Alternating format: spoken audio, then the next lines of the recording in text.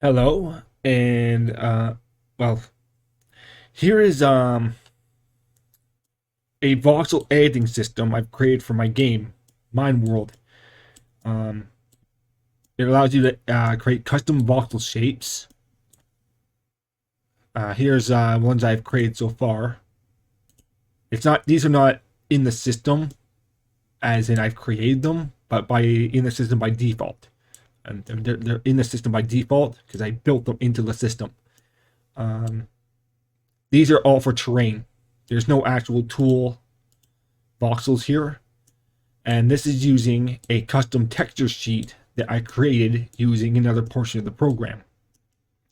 The texture sheet's incomplete, and UV editing on these things needs to be improved, but it has a fully featured editor, which I'll show now. Voxel shapes, edit shape menu. I can either click on these buttons or click on the face with Control right click to select the face to edit.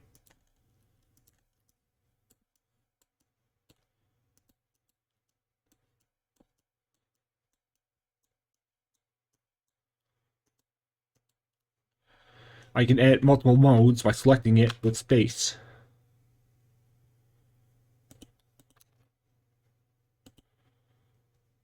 This control panel here controls the entire face. Selecting an individual vertex from this menu, then let's control an individual vertex.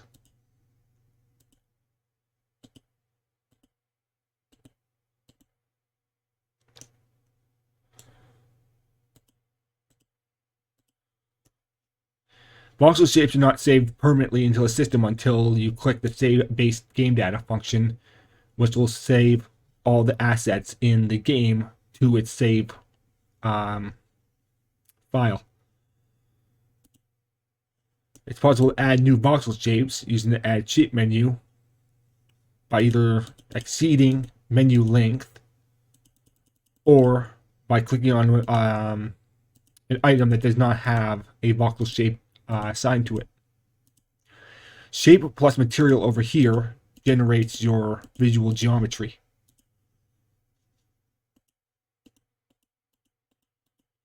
There's a texture sheet included with the game by default, but it's not at this resolution.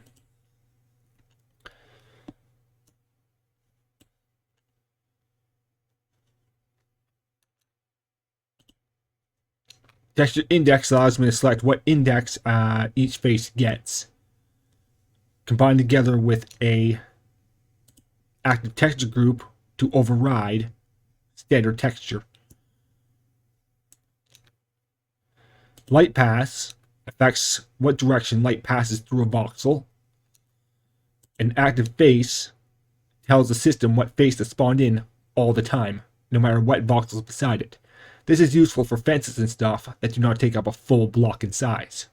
Therefore, you want to actually see the faces that would normally be hidden.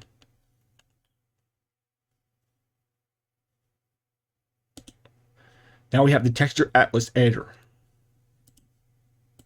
Right now it's a 16 bit resolution. So it's 16 by times 16 times 32. 32 texture slots. Well, 32 times 32 texture slots, with each texture being 16 by 16 pixels. Basic functions such as importing of data, exporting of current atlas, and setting the data or setting the current atlas being edited to the base data and then saving it, which bakes this into the base data and loads it every time the game loads. New texture. This allows you to create or edit a texture. I'll give an example with Voxel Atlas and control. No, that's set. Control, click. I can now edit the texture I grabbed from the atlas. I can also set this to any one of the atlases in the game. Tool, resource, or terrain. Voxel Atlas means terrain.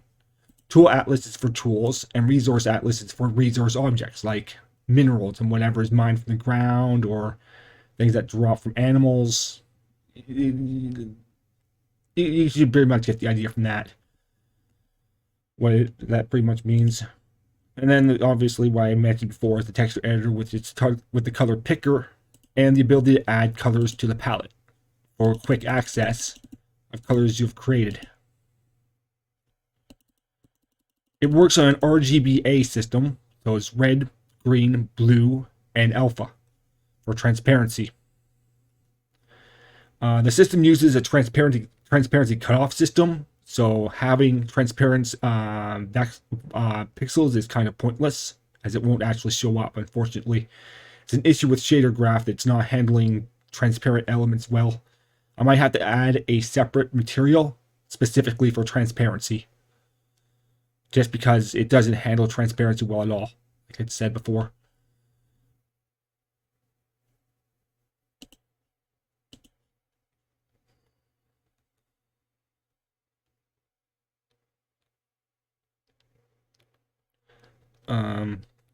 Alt sets to an atlas, well, gets from an atlas, and not pressing Alt will set to it. This here is wrong. I have to fix it.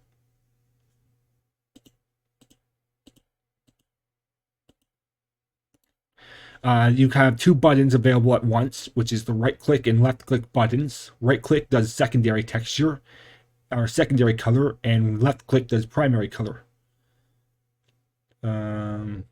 I don't have a way of saving the colors as of yet, but I will include a way to save colors in the palette later on, and even load separate palettes. There's really nothing more to say about this aside from, well, maybe there is actually, to be frankly honest. Let's go to another menu. The voxel list, and then texture atlas. So I'm going to go to voxel, and let's look at the actual add voxel menu. So voxel info. This allows me to assign a face to a voxel. These are all examples of the voxel face, but they're all using a 64 by 64 pixel representation because I haven't yet to change it over to the new multi-size format, which uses a bit format multiplied by whatever. In this case, it's not multiplied by anything, it's just supposed to be 16. So this is a 64-bit texture, but only 16 pixels are used right here. They're all represented by the one of my indexes are 0, 0, 0. That doesn't make any sense. There we go. I have to click edit to actually edit this particular voxel, or this voxel. The only voxel I have textures for within the 64-bit by 64-bit environment is this. I mean, 16-bit by 16-bit environment is this. 16 in the 16-bit texture environment. I'm gonna have to do a lot of editing in this video. Selecting this selects your individual texture index per face. This allows for mining of an entire stack, useful for trees. Health value, how long it takes to break a voxel. Light value, how much light this voxel generates. And how much damage a player receives on contact when they touch this voxel, if applicable. So, if it's set to 0, no damage received. Terrain stats, this is what this material will change to under certain conditions.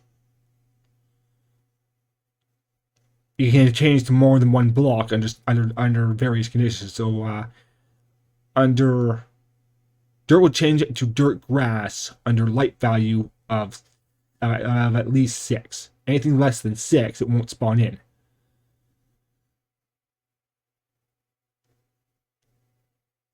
And for this one, it too is a light value of 6, but the heat material dirt chase the sand block.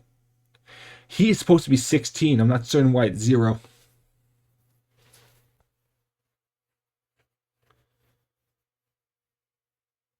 Oh, there it is. Dirt chase. Oh, this is the ed area. I thought it was oriented horizontally, not vertically on each side. I am really forgetful. Yeah, this one here is a heat of 14 and a light of 6, and this is a heat of 0 and a light of 6. I could up this up a little bit more, because heat goes from -0 to 16. So 0 could be called freezing temperature, and -16 could be absolute 0. With anything above 0 being the warmer temperatures.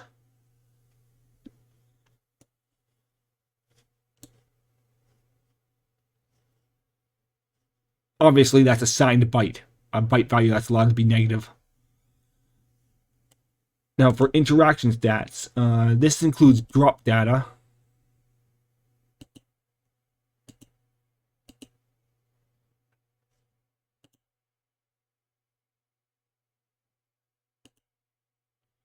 Oh, okay, there it is. Drops dirt with a count of... I don't understand what's going on here. Why are my numbers 0? Drops dirt with a count of 0. That's very weird.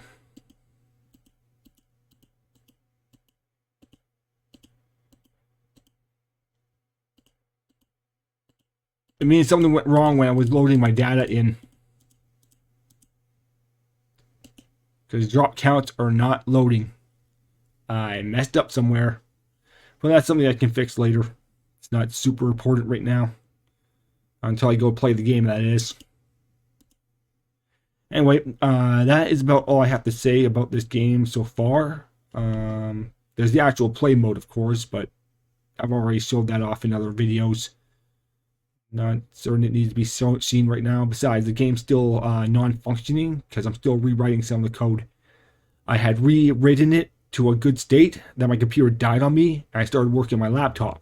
Now there's 2 different versions of the project, and I gotta get this one caught up to the one that was on the desktop before the power supply died. I wasn't sure I could get the computer repaired, so I switched to my laptop. Turns out I can get repaired. Anyway, have a good day, people.